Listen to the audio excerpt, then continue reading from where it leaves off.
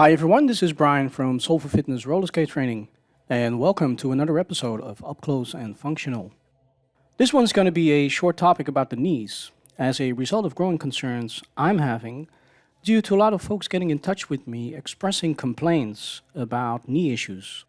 So I want to touch on one of the most important things about the knees, and I will elaborate some more on this topic in future snippets because there's much more to it.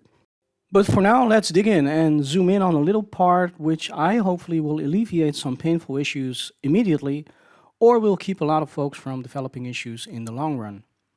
Now, the knee is a very complex joint, and in fact, it's the biggest joint in the human body. A lot of structures, different parts and components, so a lot of potential problems. Those problems can arise from genetics, overload, inappropriate use, muscle imbalances, or all of the above, of course. In this snippet, I want to highlight the most common way to overload the knee joints. So here we have Luz, Jana, and in the middle Marielle with the striped leggings. And those stripes will kind of unintentionally help to understand and visualize what I'm about to explain. In upright skating position, you roughly have 3 stances of the knee. The ladies are ready, and they start with their skates in parallel position. And this is already the first stance of the knee, meaning a straight position. Now I'm going to ask the ladies to change their stance with the right skate in front. Here we go. With the knees still in straight position. Now we're going to switch with the left skate in front, knees still in a straight position. So that's the first part, knees in a straight position. Okay, now we're going into the second variation, which will be a little harder to see, so therefore pay close attention to Marielle with the stripes.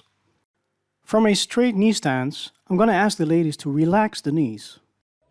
Poof, there you have it. Now you can hardly see it. You can hardly see the difference between a straight and a relaxed knee, but all knees on this screen are definitely relaxed right now. Now they're going to switch the skates again, but all with a relaxed knee position. First one skate, then switch it up, and then reset again. Relaxing the knees is really a very small change. You can easily sink down too much, as being illustrated in the following. Marielle is first sinking down too much, and then does it correctly. So, this is too much, then she goes up again, and this is just enough. And you can see when they switch up, how small of a change it really is. Right, so let's hit variation number 3, which is actually a collection of bending the knee in different degrees. So anything more than relaxing the knee joint is already in the range of variation number 3. So this right here is what is generally referred to as bending the knees. Sinking down like this and anything more than that puts a lot of pressure on the knee joints, and in particular the patellofemoral ligament, which I'm pointing out right here. Having the knees bent like this for an extended period of time can develop significant problems in the long run, and sometimes pretty fast in case of so-called weak knees or already lingering issues. So skating in upright position with the knees relaxed is the way to go. Well, let's take a look at the effects on the upper body when changing the bending angle of the knee joints. We start out with straight knees, then we relax, and then we bend. Then we switch up, straight, relax, and bend. So there's also a pretty common tendency to lean forward or hunch forward, especially with the knees bent. Leaning forward can cause a host of problems, but most importantly builds up pressure in the knee joints and messes up a fluent flow development. Keeping the knee straight, for instance, and then leaning forward, not only also interferes with a fluent flow development, but it can also trigger a burning sensation in the shin area. These are the tibial muscles on the front of the lower leg being overloaded, as a result of leaning too much forward for too long. And this can also become an undesired compensation pattern if not addressed properly. Too much leaning forward in general oftentimes causes foot cramps as well. So if you are ever experiencing foot cramps or that awkward burning sensation right below the knees, you know you gotta sit back and relax. So again, roughly speaking, I distinguish three variations of positions.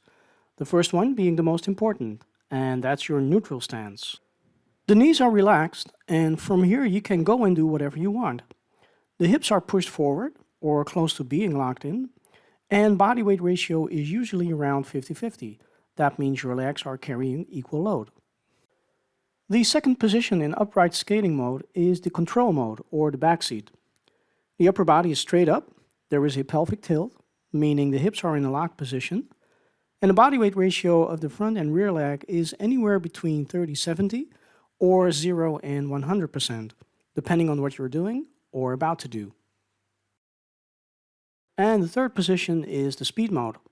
This is where the hips are unlocked and the body weight ratio is anywhere between 70-30% or 100% and 0. This is where you accelerate or generate momentum forward.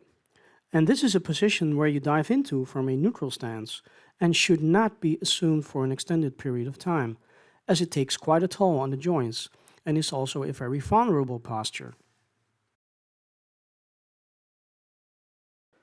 So it's best to take your base position in a neutral stance with relaxed knees. Anyone giving advice or taking the advice to have the knees bent at all times during skating, please, I strongly urge you to reconsider that advice, because it can lead to serious knee problems with sometimes life-changing consequences. The cause of knee problems isn't always located in the knee joint itself. Disengagement of the posterior chain muscles, oftentimes leading to weak glute muscles for instance, can also cause muscle imbalances in the knee joint, resulting in pain. Also, the size of plate and the way of mounting can significantly contribute to the development of injuries. I will be addressing these issues in other snippets. For now, I hope this snippet will help you understand not to bend your knees during upright skating, but have them relaxed for the most part. I want to thank Luz, Mariella, and Jana for participating in this snippet and putting up with the Bfunkphenomenon. Stay safe and catch you on the next one.